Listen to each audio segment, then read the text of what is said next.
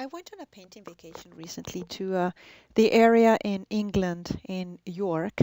It's north of London. And my friend, who's a painter, took me to Linton Marina. As you can see, it's northwest of York, and it's a marina. The locks actually are the locks for the River Ouse, so that they can control the flow of the river in that area. It is a beautiful area, which you can see on the left is their tea house, the tea room that they have. We actually had to take shelter there because it was rainy. It's August time. In York, it can be rainy and cold some days. Even this year, 2018, which had been a record hot year, the time that I was there, it was cold and rainy. And you always have to look for shelter, which is what we did. And when it stopped raining, we set up the easels and started working again on the view that we wanted to paint. So the painting that I chose to do was, if you imagine this particular view, if you looked to your right at 90 degrees, that would be the tea house that you saw in the previous photo. And I really liked this particular view. You can see it's a very overcast day, so there's not a lot of bright lights on the sky. It's rather cloudy. First step, the sketch. In the sketch, I just wanted to very quickly position, note the direction of the light, because even though in the photo you cannot see it, of course, in plein air, which this painting was a plein air painting, you could actually see where the light was coming. So I positioned basically the large shapes, what the composition was. Basically, I wanted to make sure those trees and the reflections of the trees were notable, because I liked that a lot. And then there was a small fisherman boat coming through. It was kind of fast. I couldn't capture them on the photo, but I was able to sketch them very quickly. Then, to make the painting, I used acrylic paints. When I travel, it is much easier to use acrylics. You put them in your suitcase and you make sure that you say there that these are acrylic colors, non-toxic and non-flammable. I used a limited palette, Indian yellow, which is a very nice transparent yellow. I'm liking it more and more. Alizarin crimson, ultramarine blue. I used a little bit of phthalo blue and titanium white. When I travel also, it's very convenient to use these cotton canvas pads. I recommend them. This was a 12 by 16, but using the canvas pads is easy to pack, easy to carry on your back. Also, when you're walking on location, you don't have to carry the stretched canvas, which can get punctured. It's easier to carry these pads, and they are canvas. They are cotton canvas, so that's very convenient. On a first block-in stage, I used the darkest darks with transparent alizarin crimson and ultramarine blue. That was definitely on the water. As you can see, I had sketched already the trees where I wanted them, and especially I was paying attention to the water and the reflections of the water. I had toned the canvas with what you see there as a light phthalo blue on the left, and sort of the transparent alizarin crimson on the right. That was the toned canvas that I used. And I had not painted the sky on this one, on this particular block in. So I'm just showing the original. You can see the very large brush strokes. I used the largest, I think it was a flat, the largest flat that I had with me, so I could just position the big shapes. I did add a little bit of the Indian yellow, which makes a transparent wash. It's still dark, but that's the way that you can get your greens, and they are still transparent. So for the shadows, it's actually good. Some of the shadows that I placed in here, by the way, if you look at the shadows of the two fishermen, I had not painted the fishermen, but I painted the shadows first, the reflections on the water rather than shadows. They are basically very transparent and flat, and that's the way I left them. Many of them, I didn't touch them.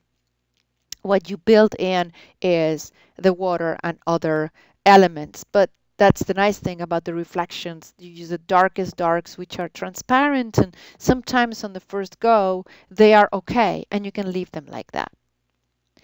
I did add some atmospheric perspective with the very back purplish tree line. And also I tried to use the lightest light, which is in the reflections in the water. There's no pure white here. And as you saw, it was a very overcast day. So the sky was not as bright as normally you would see the sky. In the front, I wanted to put more of the red. There was a red reefs over there, and I wanted to use more of the alizarin crimson, which makes a very nice transparent red. Now on a second stage, you see how I started doing a little bit of the sky. I made the background a little bit too crimson, too pinkish, and you will see I corrected that, making it bluer in the final painting.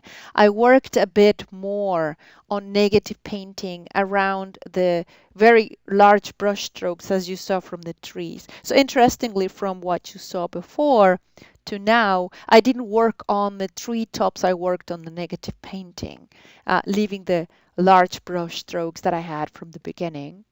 I did add the fishermen. I didn't do much with them after that, but the reflections are exactly as I had painted them originally. I worked on the stone wall of the lock. If you can see, that's the lock building, and there's a little bit of a railing. I just wanted to, it does blend with the vegetation, but I wanted to make sure it could be seen as the lock. That's the structure of the lock, and the little canal that's coming here is where the narrow boats can come through the river when the lock is open.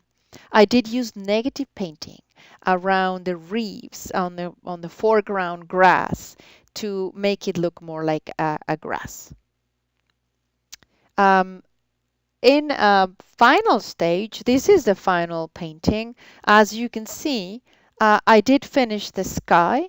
I didn't want to put it very specific. It's just very, very broad brush strokes, making sure that the sky holes on the trees corresponded more or less to the colors I was using on the sky. I did make the tree line on the back more bluish. I thought it was too pinkish originally. And the light was coming from the right. If you remember from my sketch, I did notice where the light was coming in real life. It's not really reflective in the photo, which is good because I finished the painting in the studio. But it was good to make those notes of where the light was coming when I was there on plein air painting. I did refine the water reflections. This was fun. It's always fun to paint vertical strokes, horizontal strokes, vertical, horizontal. And if you can see on the right, bottom right, I did put some very fine strokes of the blue water to make sure that, you can see it's running water, it's moving, but that's definitely the reflection of the large mass of the vegetation remains dark. In the original, very transparent, flat reflections of the trees on the water are exactly as I painted them on the first blocking stage. It's just the water that I painted a lot more on top, refined the colors that I was seeing, and using vertical and horizontal to make sure that it does look like a watery reflection. I also used the water color to do negative carving out on the whole vegetation on the right. I wanted it to have loose edges. I wanted it to have a sensation of blurred vision in a way because it's farther out compared to the reefs on the front, which and the little fence post that I put in there, which I wanted to be more a little bit better defined with sharp edges. I wanted to make the rest of the painting very loose and with very blurred edges if you want. So that's I think the effect is actually nice. You carve out with the watercolor all of these different reflections, make sure that the reflections are correct, open up a little bit more with the watercolor on where the water is there. And in the foreground, I still kept a lot of the reddish, alizarin crimson transparent color in there, put some highlights with the Indian yellow and a little bit of titanium white in the mix to just, flicker in there some light.